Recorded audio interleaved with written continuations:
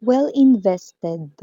And the coins 'no ay, symbolize talaga ng pagiging mabagal. Pero hindi dito yung mabagal na nakukuha ko rito kasi ang coins kasi 'no, sa world of tarot and energies 'no, yan ang pinakamabagal na energy at pinakamatagal din. So, ibig sabihin 'no, ang pinakamagandang katangian rin ng coins ay permanency, consistency, and yan. So, kung commitment ito, ibig sabihin pure yun na kanya ritong pag-invest ng feelings, 'no, and tignan natin kung sino ito kasi baka may ini-invest siya ritong feelings, 'no, parang permanente yung feelings niya. Hindi lang basta nangungupahan ng feelings niya, talagang dun talaga naninirahan.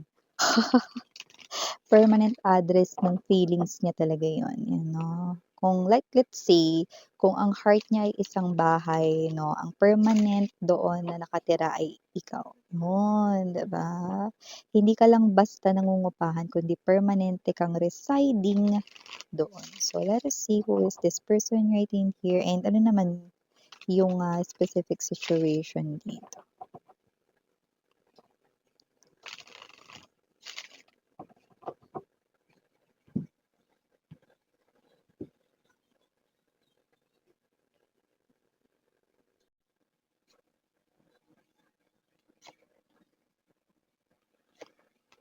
Mhm,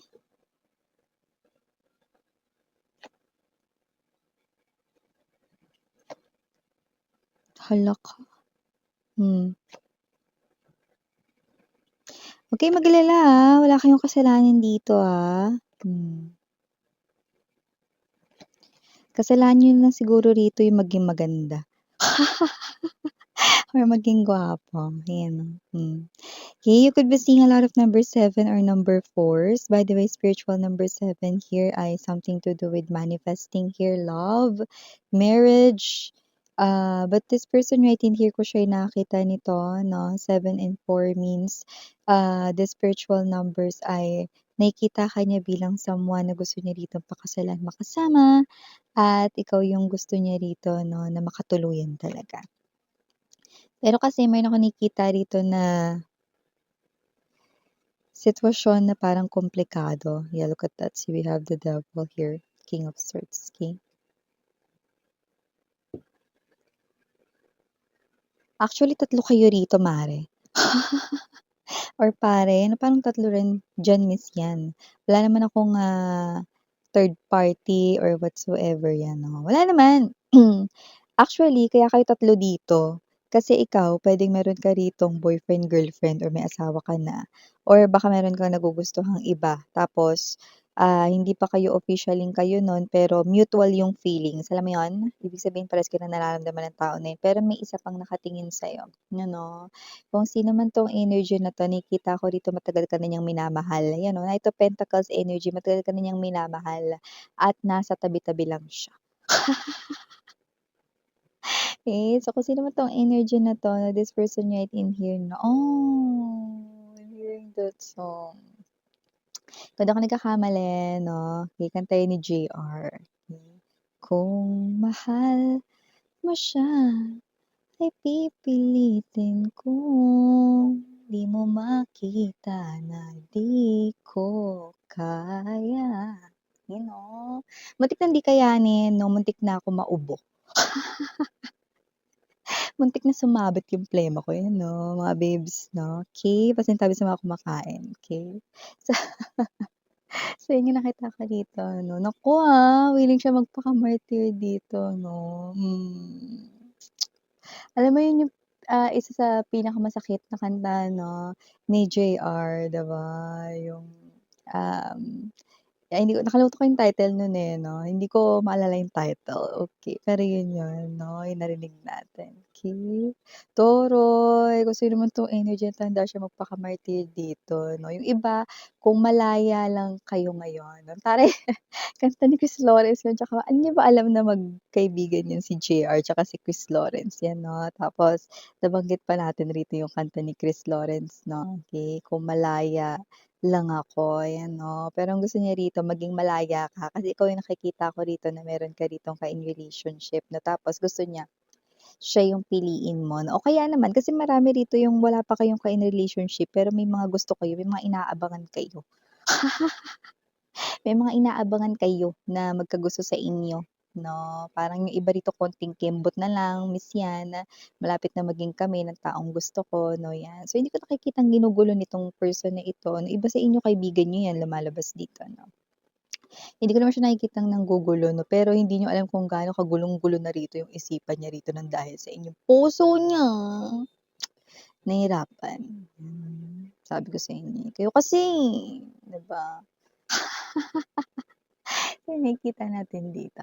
And yes, mga babes 'no, nakikita ko rin dito that whoever this energy is, this is someone here 'no, na iba yung ano niya sa'yo, eh, tingin niya sa'yo, eh, okey? Pero hindi niya kaya na wala ka, Kaya kahit may iba kang minamahal basta piliin mo lang daw siya, nagmamakaawa siya rito, handa siya rito magpakasyunga para sa'yo, handa siya rito magpakamartir sa pag-ibig para sa'yo, basta mahalin mo lang daw siya dito. Sana siya na lang ang piliin mo, yun 'no.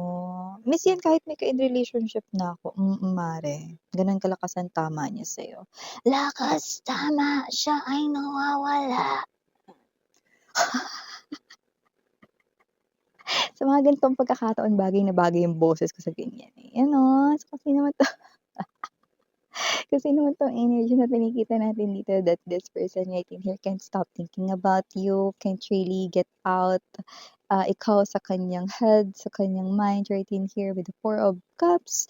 This person here sees na isang klase rito 'no ng ano yun, isang klase rito 'no ng missed opportunity kung palalampasin niya ito dito. And I also see that whoever this energy is, this person here ay totally in love sa'yo.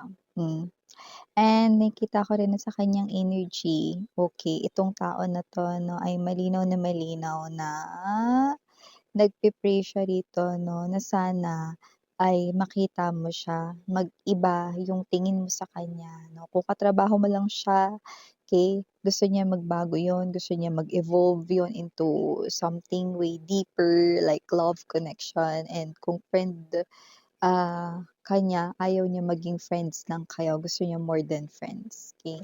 Yung talagang, matatawag ka niyang Nicole, ano, mine yung kanya-kanya, oo. Pero alam mo,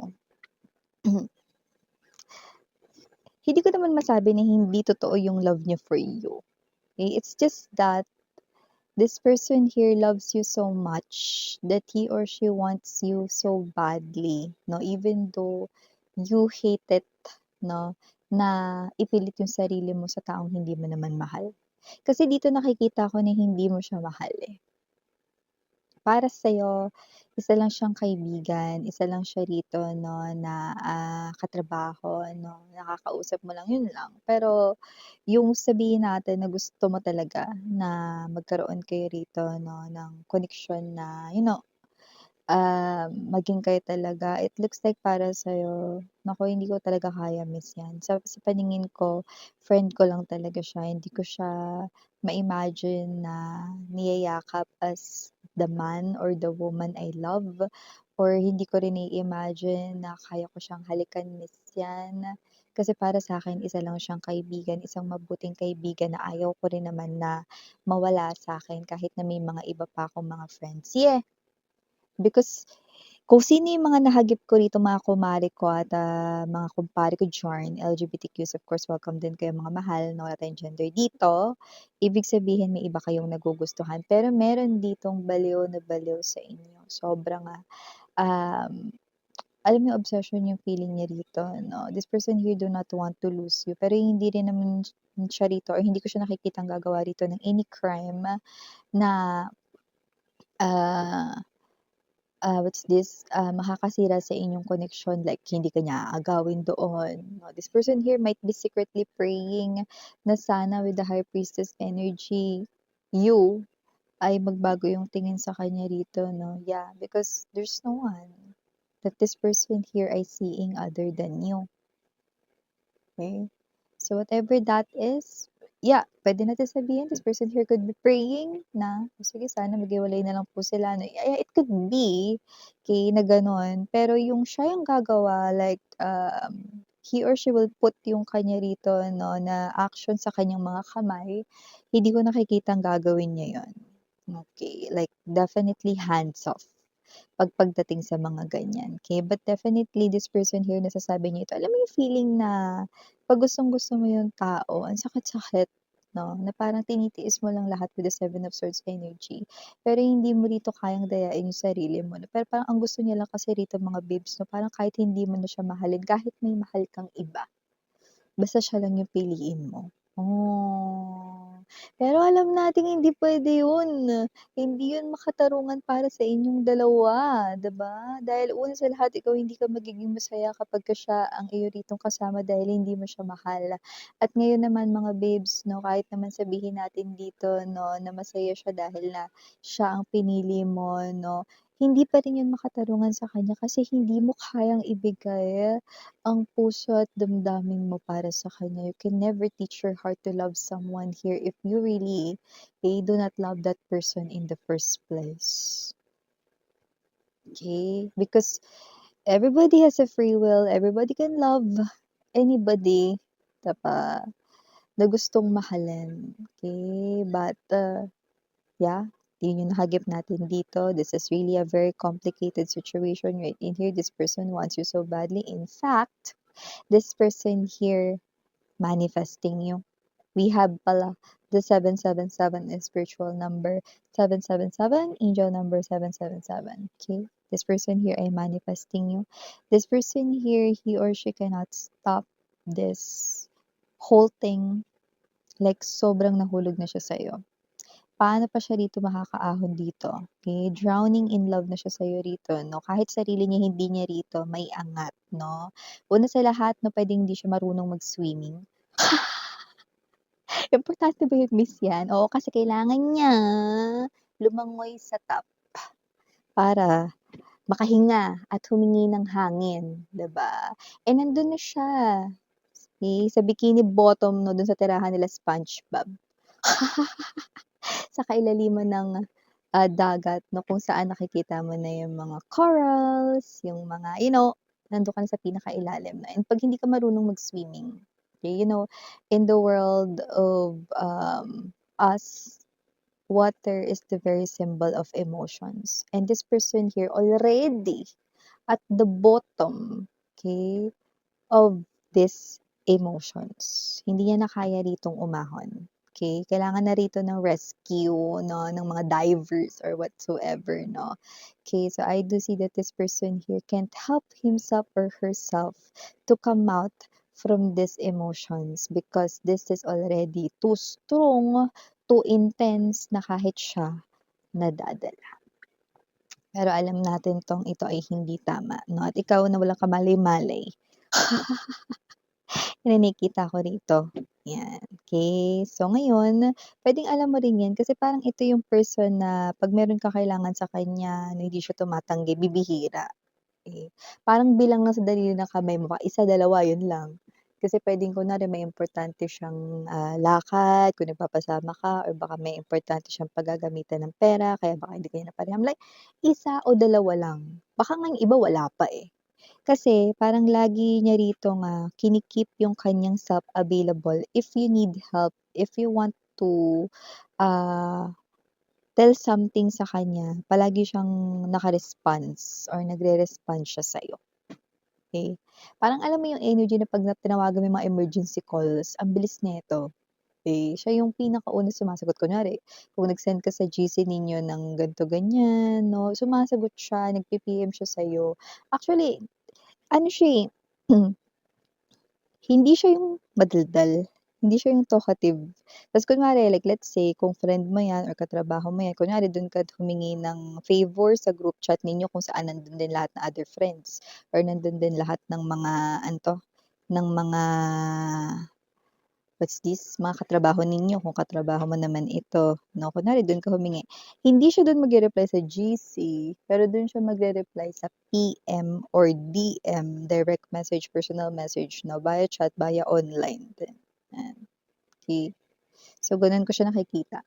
Very helpful, very, approachable, pero pagdating lang sa'yo, 'yan 'no. Actually, parang pili nga lang yung kinakausap niya dito kasi sabi ko sa inyo hindi siya madaldal. May energy rin siya rito ng, introvert talaga siya 'no, pero 'pag kinakailangan lang maging extrovert, extrovert kasi means parang, um, puwede kang maging introvert, puwede ka rin maging extrovert 'no, kasi dito parang sa work, pentacle sa coin, sa work siya extrovert. 'Pag kinakailangan kausapin yung ibang mga clients, customers, or yung mga subsidiaries, 'yan 'no, dun lang siya nagsasalita at nakikipag-communicate. 'Pag hindi kailangang magsalita, hindi rin siya makikipag-usap, gano'n ko siya nakikita. So, this person here could be someone who's silent, pero hindi naman sa loob ang kulo niya. Hindi lang talaga siya madaldal, mm. Babae man 'yan or lalaki, actually kung lalaki tahimik din 'yan, nakikita ko dito. Tas 'di ba may mga lalaki ingay-ingay, mas maingay pa sa mga babae, sakit sa tenga. Kaya kapagka gano'n, alam mo yung parang gusto mo nalang mag-earphones, eh. Pero eto, 'yan oh, wala tayong gender dito, pero kung lalaki 'yan at babae ka nanonood ngayon, ibig sabihin tahimik lang 'to, na 'to, okey? So, initials na tayo, we have here capital letter K, capital letter M, capital letter S, capital letter L, capital letter E, capital letter P, and capital letter C. For small letters, we have T, N, E, Y, T. Yan. So, para malinaw, kailangan natin lagyan ng emphasis. B as in boy, G, and last but not least, we have 2 letter A's. So, ito yung mga masaya nakuha ko here for ya. Babe, again, I'm Rihanna Ani for the girls, and Yana Duna for the boys. Sarang Hey, Love and Light, please do just take only what resonates for you. Sarang Hey, Love and Light, and yun.